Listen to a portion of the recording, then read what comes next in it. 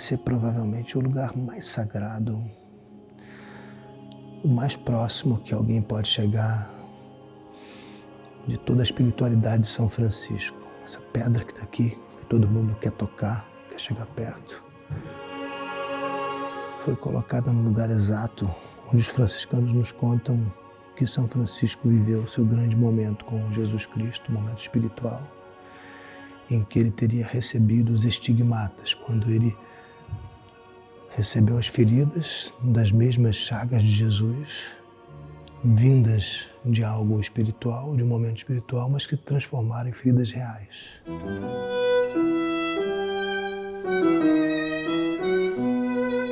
Enquanto ele estava em meditação, viu descer do céu um serafim com 6 asas resplandecentes, que voava rapidamente em sua direção. Aproximando-se, pôde ver claramente a figura de um homem crucificado no meio das asas. Esse serafim, com a imagem de Cristo, pairava diante dele. A visão causou-lhe imenso espanto, mas também encheu-lhe de alegria, ao mesmo tempo em que o seu coração foi tomado por uma dor amarga.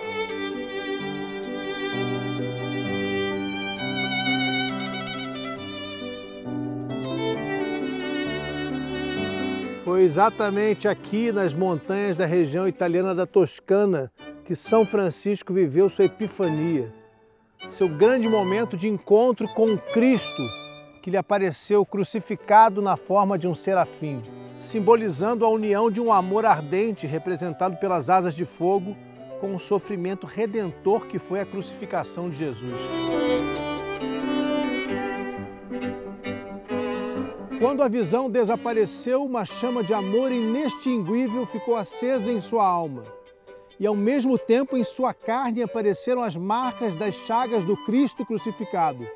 Suas mãos e pés pareciam perfurados por pregos, com as cabeças visíveis na parte interna e as pontas curvadas para fora. No lado direito do seu corpo havia uma ferida aberta, como a que fora infligida a Cristo pela lança, da qual frequentemente escorria sangue, manchando sua túnica.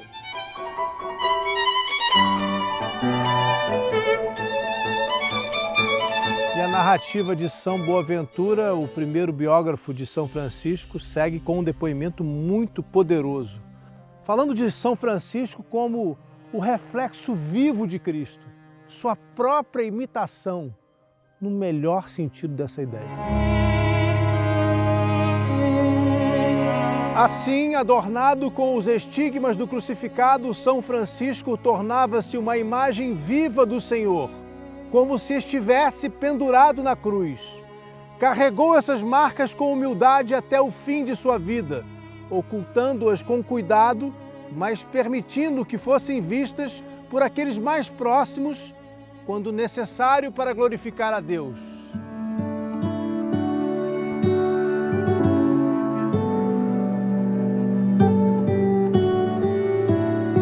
Eu queria te convidar a fazer essa viagem comigo. Vamos? A pé, de carro, do jeito que for necessário, para a gente conhecer cada um dos lugares sagrados por onde São Francisco passou, onde ele viveu momentos importantíssimos de sua vida, também de sua conversão, de sua comunicação com o divino. Eu quero que você vá comigo mesmo em todos esses lugares, para a gente chegar o mais perto possível mesmo do que foi a vida desse santo imenso que tem hoje essa imensa basílica dedicada a ele.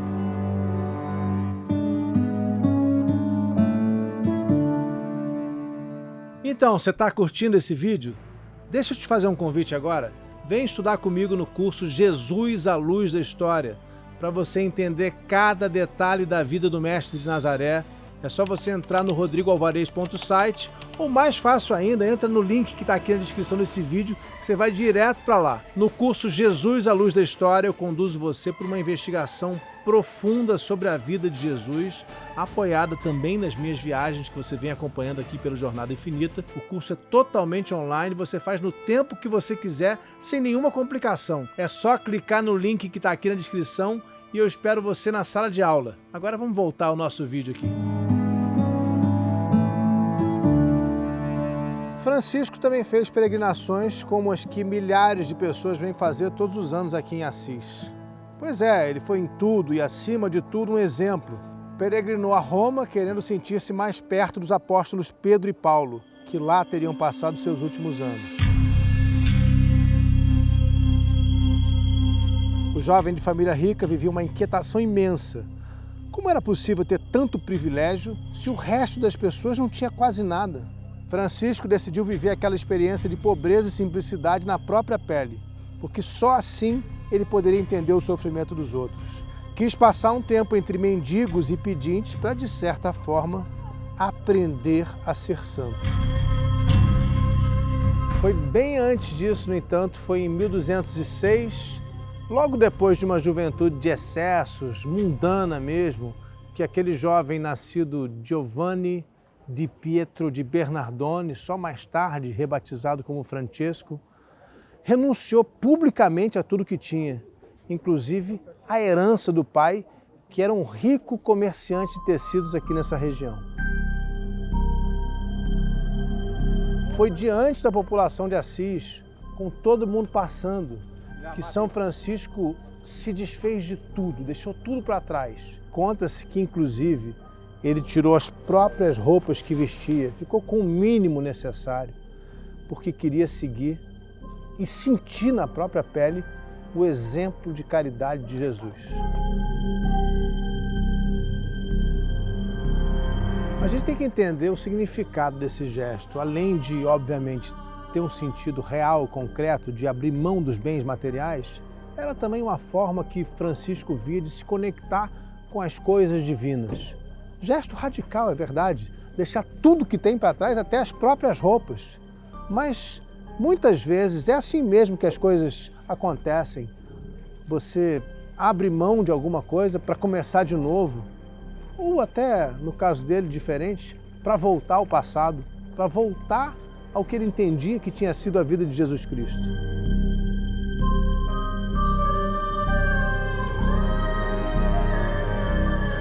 Conhecendo essa história, não é difícil a gente entender por que o escritor Dante Alighieri disse que Francisco foi uma luz que brilhou sobre o mundo.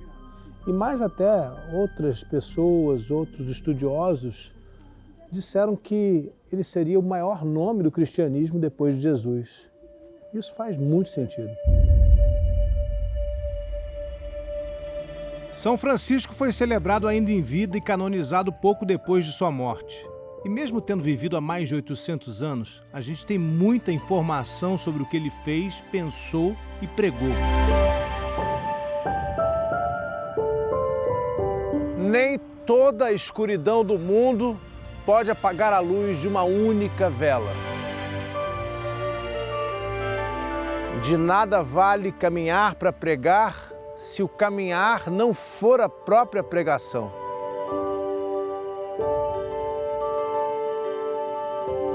Enquanto proclamar a paz em seus lábios, tem ainda mais cuidado de tê-la plenamente em seu coração.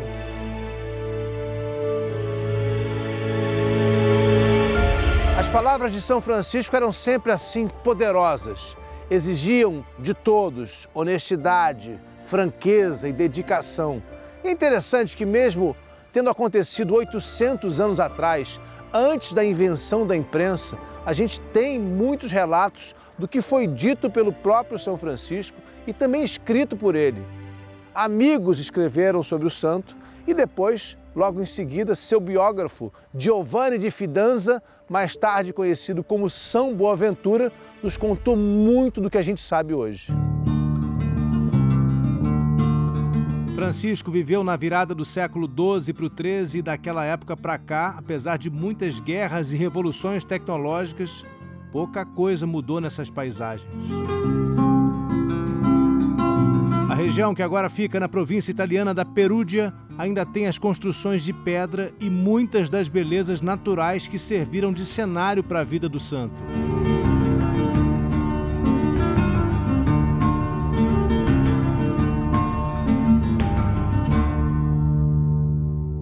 Eu vim até esse lugar aqui, até essa escadinha, essa descida, para convidar você a voltar no tempo comigo. Vamos voltar ao século XII? No fim do século XII, moravam aqui Pietro de Bernardone e a mulher dele, Pica Bourlemont, uma mulher que tinha origem francesa. Bom, hoje aqui do meu lado eu tenho uma placa dizendo Via Pietro de Bernardone, porque esse caminhozinho aqui passa pelo terreno da família que vivia aqui, onde foi construída uma igreja que está aqui do lado, que eu vou mostrar para você daqui a pouco, que era a casa da família. Tudo isso aqui fazia parte da casa da família, onde nasceu o menino Giovanni. O ano talvez tenha sido 1181, talvez 1182, a gente não tem certeza. O importante foi que naquele momento, nesse lugar aqui, nasceu o menino que marcaria aquela época.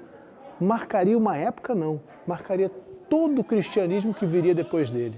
Agora, se eu falei agora há pouco que nasceu nessa casa um Giovanni, por que não existe hoje um São Giovanni de Assis ou São João de Assis?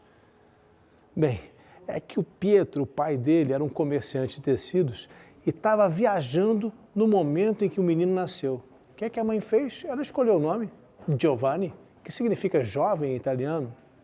Mas aí o pai voltou para casa e disse alguma coisa como: não era esse o nome que eu queria para ele. Mudou o nome, que de repente virou Francesco, Francisco.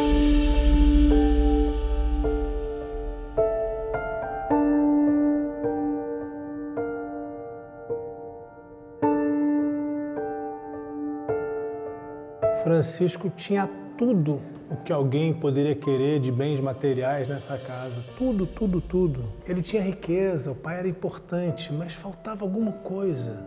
E não é que faltasse. Na realidade, ele tinha em excesso.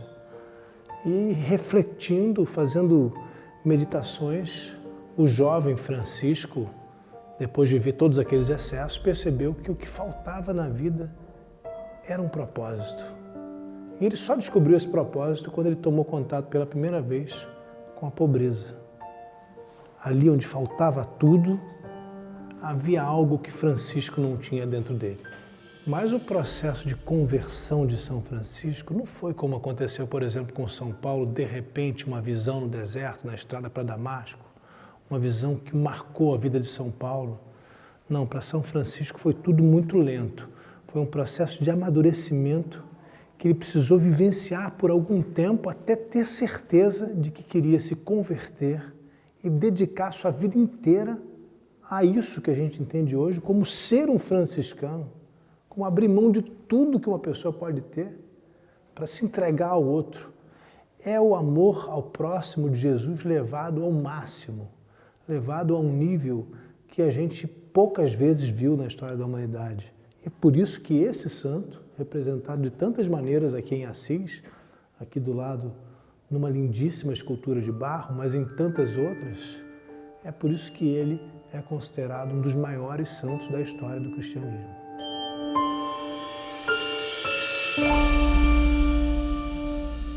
E aí, você está gostando desse vídeo? Então deixa eu te fazer um convite. Vem estudar comigo no curso Maria, a História da Mãe de Jesus. É um curso imersivo em 15 aulas com mais de 7 horas de aprendizado. A gente começa no nascimento de Maria, segue com ela até o momento da morte e depois embarca numa jornada de 2000 anos de muitas discussões religiosas e toda a expansão da devoção a Nossa Senhora. Se você quiser estudar a partir de agora comigo, entra no rodrigoalvarez.site. Ou então, para simplificar, vai direto no link que está aqui embaixo na descrição do vídeo. E eu quase ia me esquecendo, a gente faz mais de 20 visitas a lugares sagrados, de Paris a Jerusalém. O link está aqui na descrição. É só você apertar lá e eu te espero na sala de aula. Vamos voltar a ver o nosso vídeo agora. Depois de ficar preso por quase um ano, durante uma guerra entre sua cidade de Assis e o que na época era a cidade vizinha da Perúdia, Francisco voltou para casa com problemas de saúde e durante a recuperação teve o seu primeiro momento de contemplação da natureza. Uma relação que seria fundamental em sua trajetória. Mesmo assim, sem encontrar um propósito em sua vida fútil, pensou em se juntar às cruzadas, mas acabou desistindo.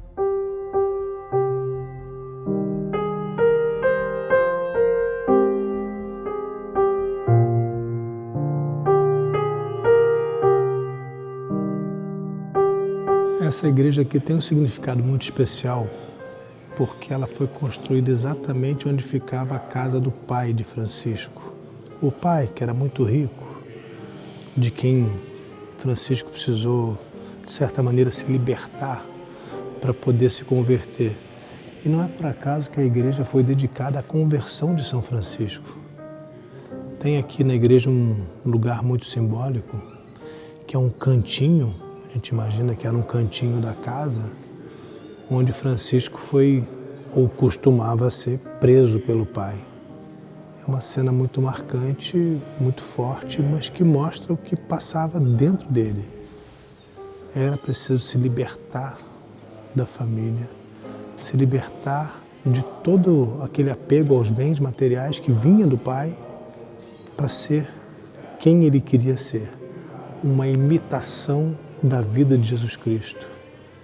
E não foi por acaso que São Francisco se tornou talvez o santo mais importante da história depois dos apóstolos, um dos mais importantes de toda a história cristã.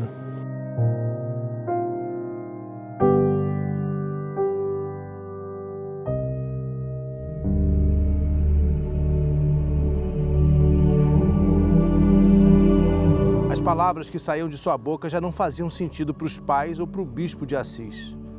Francisco soava incoerente e os planos dele impossíveis. Veio a solidão e aqui na igreja de San Damiano, ou São Damião, ele vinha se refugiar.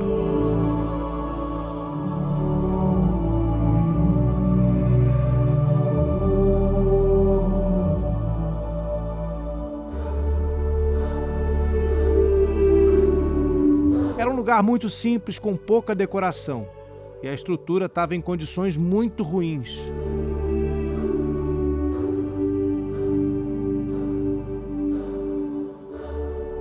Um dia, rezando aqui dentro, Francisco contou que se comunicou com Jesus por meio de um crucifixo que ficava no altar de madeira. Jesus teria lhe feito um pedido, que ele restaurasse a igreja. Mas será que era para restaurar a igrejinha de São Damião?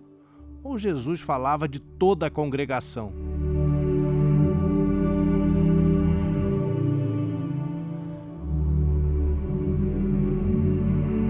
Depois disso, Francisco resolveu doar tudo o que tinha.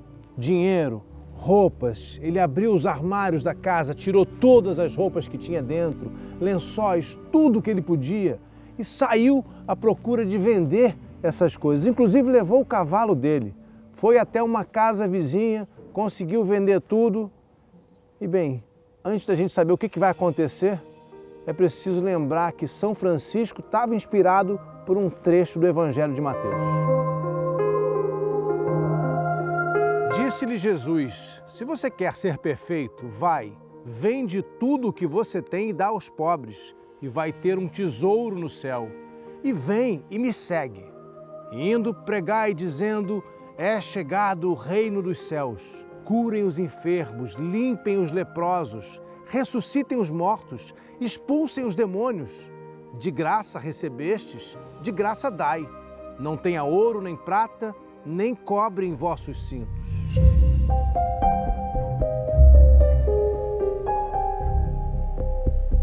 Francisco queria se isolar do mundo e acabou vindo para cá, para o Eremo delle Carceri, hoje rebatizado como Eremo de San Francesco. Na época era o eremitério de uma prisão.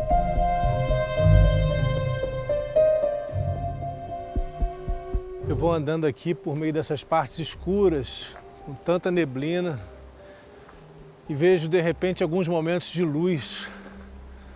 Era disso que São Francisco falava. E eu fico pensando o quanto do pensamento dele não se desenvolveu aqui também nesse lugar onde ele veio meditar.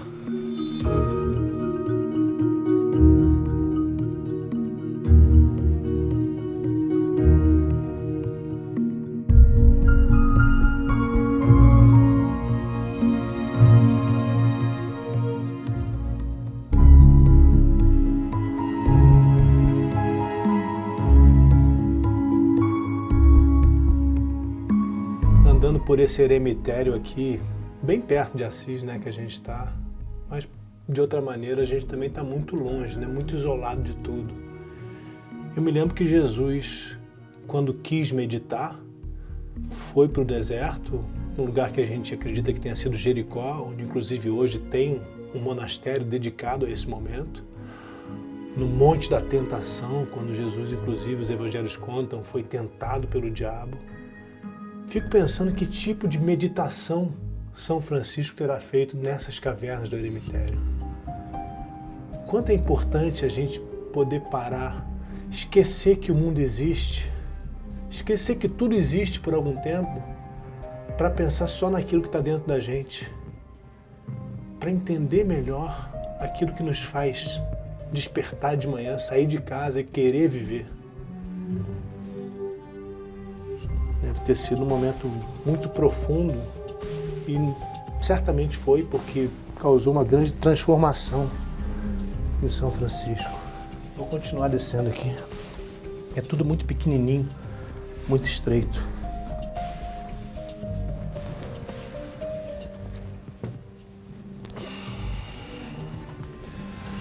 A tradição dos franciscanos nos conta que esse lugar muito reservado aqui no eremitério era onde ele dormia, condizente com um santo que pregava a humildade e dormir na pedra. Será que é tradição? Será que realmente aconteceu? Sabendo quem era São Francisco, é bem provável. E a tradição vai ainda mais longe, nos conta algo misterioso, talvez sobrenatural ou simplesmente físico. Aqui, essa parte mais aprofundada nesse cantinho aqui, seria a marca do rosto de São Francisco enquanto ele dormia aqui no eremitério.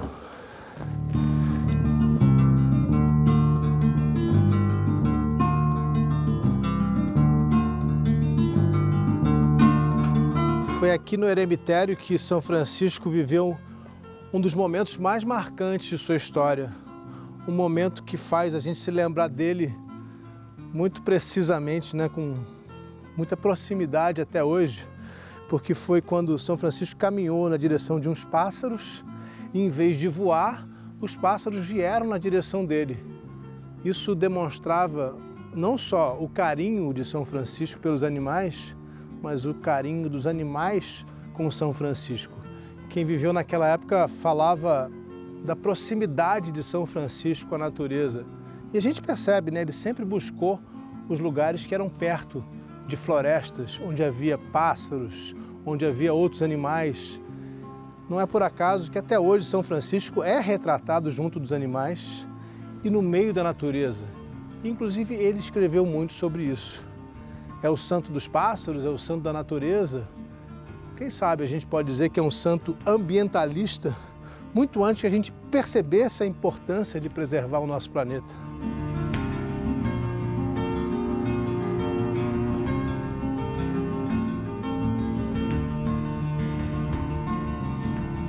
Pelo que nos contaram, foi também aqui no eremitério que São Francisco se encontrou mais uma vez com Jesus.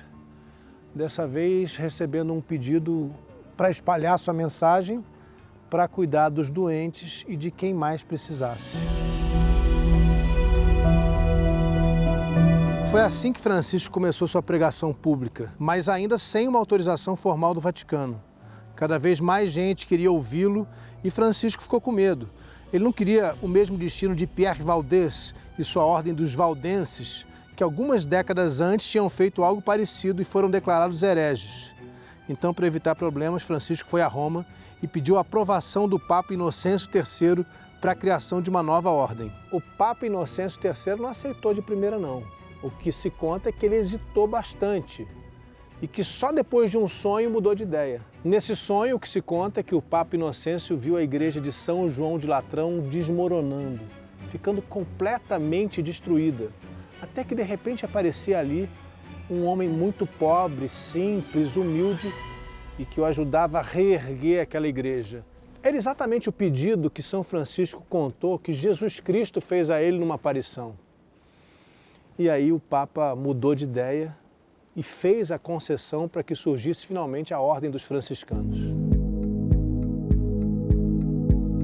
A autorização foi oral, é curioso isso, né? Não precisou de nada escrito. Essa autorização veio em 16 de abril de 1210 e é considerada a fundação da Ordem dos Franciscanos. Foi pouco depois disso que ele ficou muito próximo de Santa Clara, uma menina de família rica que decidiu seguir os passos do mestre Francisco, apesar dos protestos da família. Quando mais uma moça quis se juntar ao grupo, Francisco decidiu que era preciso criar uma ordem só para as mulheres. Aquela menina ficaria conhecida como Santa Clara de Assis.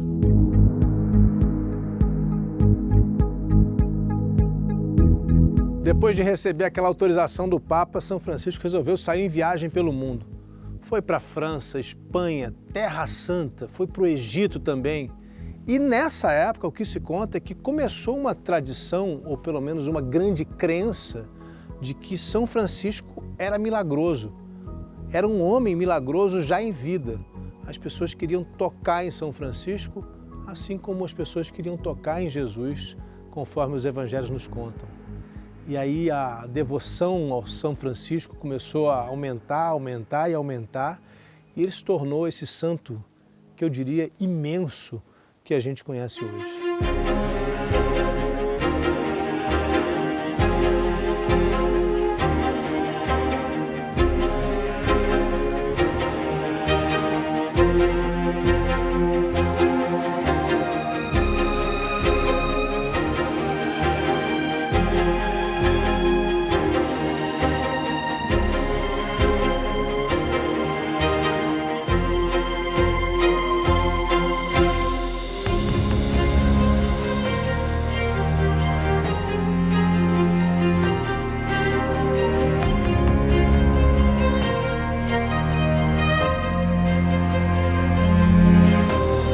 São Francisco já era um homem muito mais velho, já um homem idoso, sofria com doença, tinha um problema grave nos olhos e ele pediu para subir ao alto de uma montanha, o Monte de la Verna, que é exatamente esse onde eu estou aqui, porque ele queria meditar. Agora você tem que imaginar essa montanha aqui sem nada dessas construções que você está vendo. O lado de cá a gente vê. Era tudo montanha e floresta, como ainda existe atrás de onde eu estou aqui. São Francisco veio para cá e ficou em cima de uma rocha e em grande momento de meditação ele teve o que contou a todos ter sido seu encontro com um serafim que representava Jesus.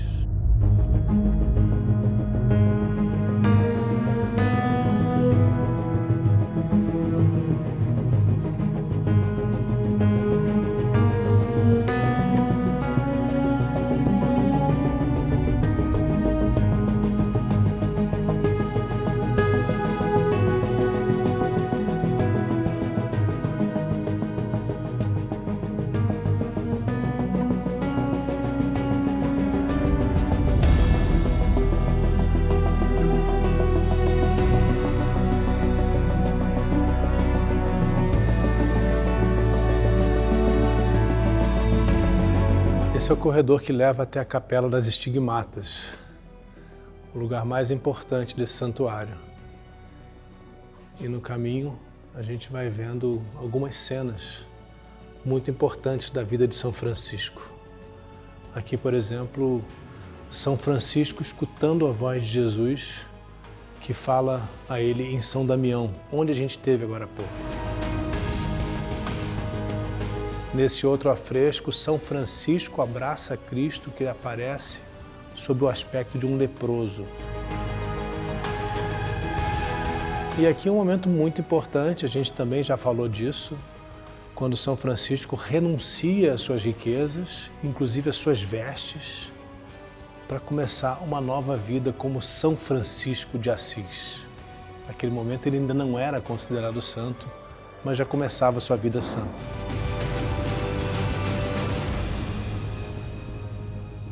Nessa outra imagem, a gente vê o começo da Ordem dos Franciscanos. Olha que bonita cena.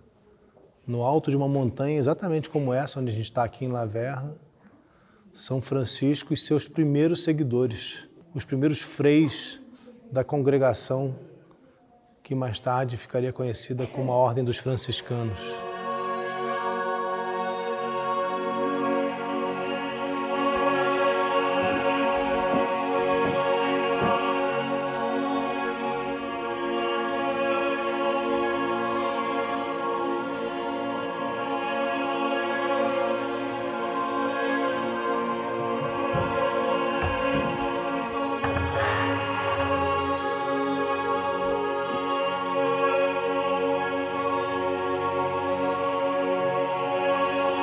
Esse é provavelmente o lugar mais sagrado,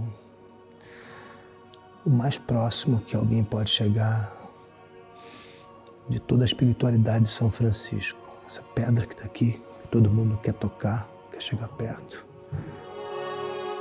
foi colocada no lugar exato onde os franciscanos nos contam que São Francisco viveu o seu grande momento com Jesus Cristo, momento espiritual, em que ele teria recebido os estigmatas, quando ele recebeu as feridas das mesmas chagas de Jesus, vindas de algo espiritual, de um momento espiritual, mas que transformaram em feridas reais.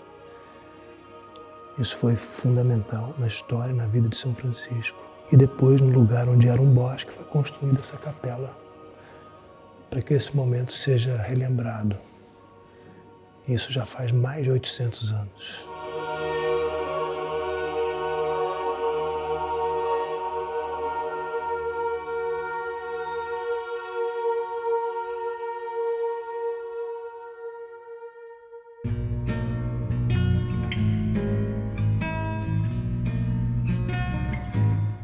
Enquanto a gente vai caminhando aqui por Assis, o tempo todo a gente vê pelas ruas, nas lojinhas, o que parece ser uma cruz, mas é uma cruz diferente, porque é uma cruz que não tem a parte de cima da haste. E muita gente fica se perguntando o que é isso, afinal? Será que aqui eles usam uma cruz diferente? Ou não é uma cruz? Eu vou entrar nessa lojinha aqui, que tem muitas diferentes, feitas em madeira de oliveira, muito bonitas, para explicar isso melhor. Eles têm muitos tipos diferentes e alguns, você vai ver, tem até a imagem de Jesus Cristo na letra tal. Bom, eu já entreguei, né? É a letra grega tal, que foi muito importante para São Francisco, no ensinamento de São Francisco. Em outros lugares aqui, a gente encontra também da maneira mais simples possível, que é essa que é toda feita em madeira de oliveira, daqui da região. A gente vê muitas oliveiras aqui em Assis por toda parte. E é simples desse jeito, madeira, como tudo de São Francisco, na verdade, era simples. E São Francisco viu nessa letra uma série de simbolismos. Primeiro, já uma referência que está no Antigo Testamento, que ele mencionava, que está no livro de Ezequiel, que diz o seguinte: o Senhor disse, passa no meio da cidade, no meio de Jerusalém, e marca com uma tal sobre a testa dos homens que gemem e choram. São Francisco entendeu que esse era um símbolo de cura, um símbolo de acolhimento. E assim aconteceu diversas vezes ao longo de sua vida. E com o passar do tempo, essa letra foi se transformando também numa imagem da própria cruz, que o próprio São Francisco dizia teria sido assim antes que Pilatos e seus homens colocassem aqui em cima a outra parte com os dizeres Jesus Nazareno, Rei dos Judeus, que era na verdade a sua sentença, a acusação de ser o Rei dos Judeus, a culpa que atribuíram a ele pelo crime de revolta contra o poder romano. Daqui para baixo não tinha aquela acusação. É tudo muito simbólico e não é por acaso que esse símbolo resistiu ao tempo, mais de 800 anos agora.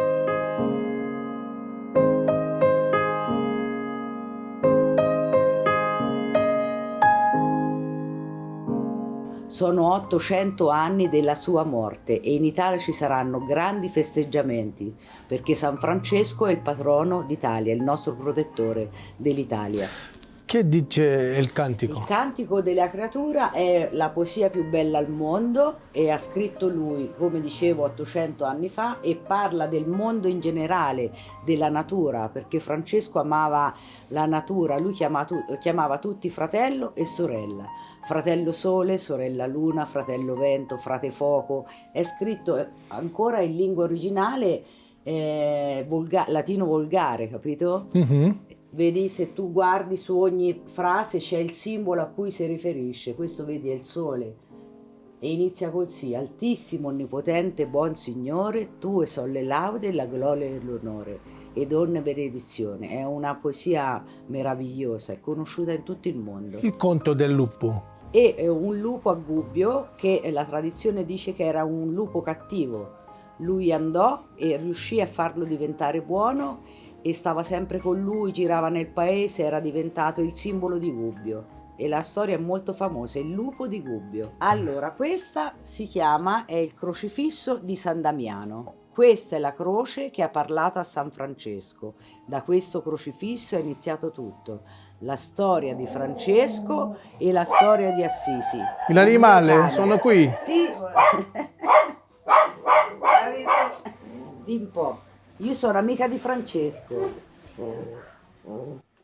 Você vê, a gente estava aqui falando de São Francisco, já apareceu um animalzinho aqui, ó. Basta, Mas esse tá bravo. Ti dicevo, questa croce, da questo crocifisso è iniziata la conversione di Francesco. A San Damiano. A San Damiano. In origine era nella chiesa di San Damiano. Questa croce ha detto a Francesco: va e ripara la mia casa. Adesso l'originale è esposto nella Basilica di Santa Chiara, perché non so se tu sai che nella chiesa di San Damiano ha vissuto Santa Chiara e lei lì ha formato l'ordine delle Clarisse, e quando lei è morta e hanno costruito qui ad Assisi, dentro il centro storico, la Basilica di Santa Chiara, le suore questo se lo sono portate. Adesso a San Damiano c'è una copia.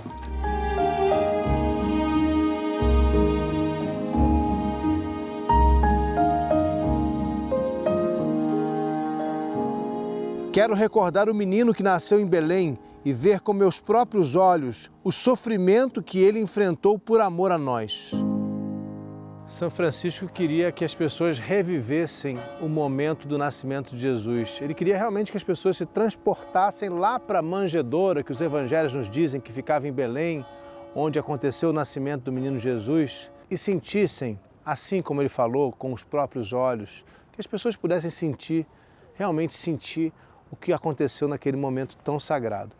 E essa história começou em 1223, numa cidade não muito longe daqui, chamada Grécio, onde São Francisco resolveu convidar algumas pessoas da população para encenar um presépio.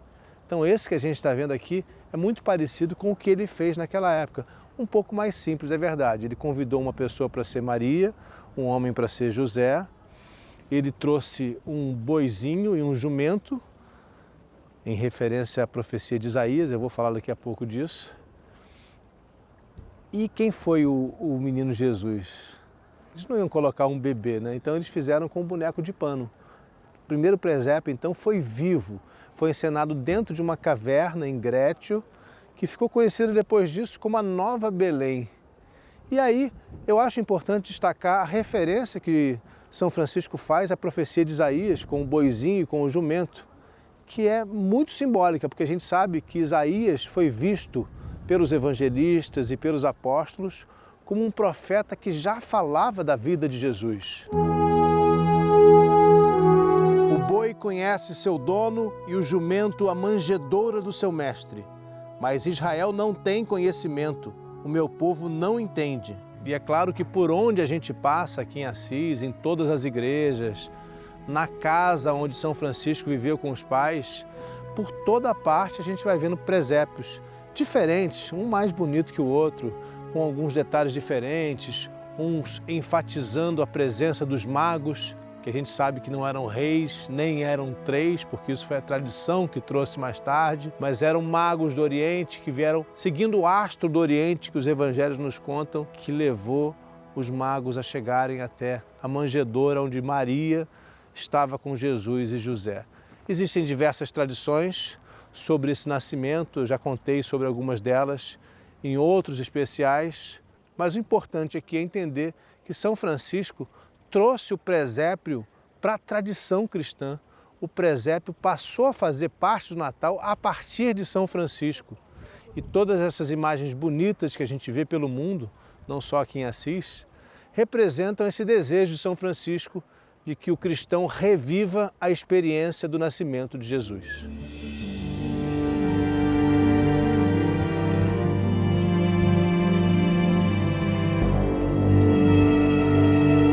São Francisco morreu em 1226 e eu queria que você imaginasse comigo a comoção que foi em todo esse lugar aqui. Bom, primeiro o Papa Gregório, que era amigo dele, veio para a cerimônia, claro, mas toda a população inclusive de outras regiões aqui perto, veio para cá querendo não só acompanhar as cerimônias fúnebres, como conseguir alguma relíquia, mas não qualquer, relíquias de primeiro grau do corpo de São Francisco. As pessoas tentavam pegar pedaços de cabelo, pedaços de unha. Foi uma grande confusão, mas depois da confusão controlada, o funeral aconteceu normalmente e 2 anos depois, São Francisco foi canonizado.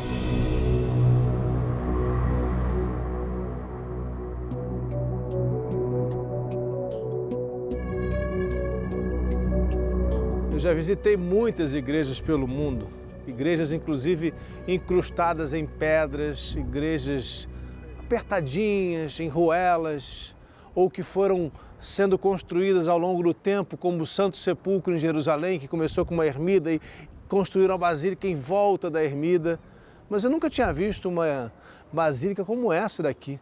Ela tem a igreja inferior, a que fica embaixo, e a igreja superior, que fica nesse outro andar aqui. São 2 igrejas juntas, uma em cima da outra. Essa construção foi feita logo depois da morte de São Francisco. A gente entende a importância do santo também quando a gente percebe que no instante em que ele morreu, o mundo se mobilizou para preservar sua memória, para homenagear o que foi sua vida e, bom, fazer com que ele fosse relembrado por muitos e muitos séculos. A gente está falando agora 800 anos depois de sua morte e esse santuário continua lotado.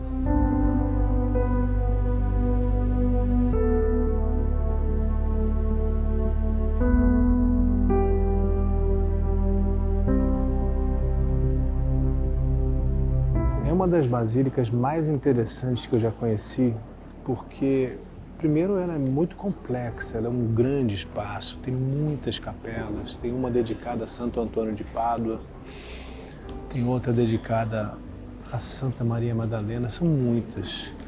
É um espaço de convivência, as pessoas vêm aqui visitar, elas querem se sentir próximas de São Francisco. Claro que tem missa também, muitos afrescos de Giotto, um grande pintor, representando a vida de São Francisco. De certa maneira, assim como lá fora eu tive essa impressão, aqui dentro também me lembra um pouco a Basílica do Santo Sepulcro de Jesus em Jerusalém, com toda a sua complexidade e com toda a sua importância, uma das basílicas mais sagradas do mundo. Agora, um momento importantíssimo na visita vai acontecer agora. Eu vou descer até a cripta para levar você até o túmulo de São Francisco.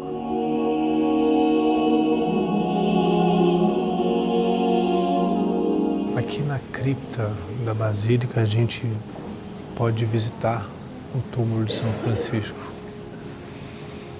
Tudo muito simples, como na vida dele, apesar de grande o lugar e grandioso no aspecto arquitetônico, todo feito em pedra e ferro.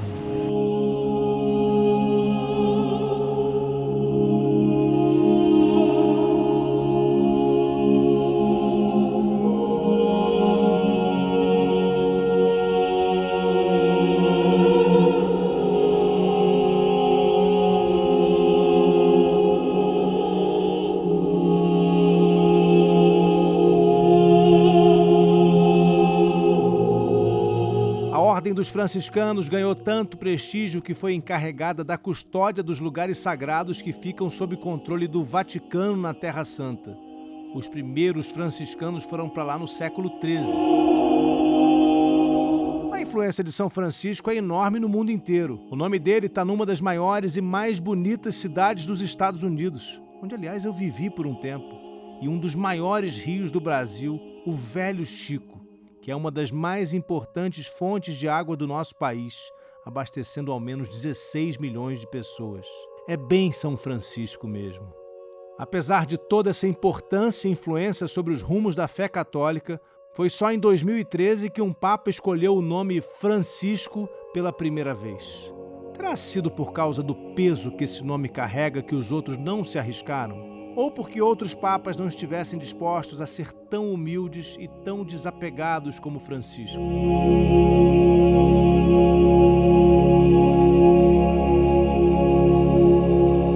Com tanta tanta história para a gente contar, eu quase ia esquecendo de falar sobre o manto que os franciscanos usam, que tem uma grande referência também a São Francisco e a mensagem de São Francisco. Primeiro, ele é o mais simples possível, aquele manto marrom, e depois, aquela cordinha que tem aqui é também muito simples, né? E ela tem 3 nós. E aqueles nós representam castidade, obediência e pobreza. Tudo relacionado à ideia de simplicidade, de humildade, que foi a vida de São Francisco.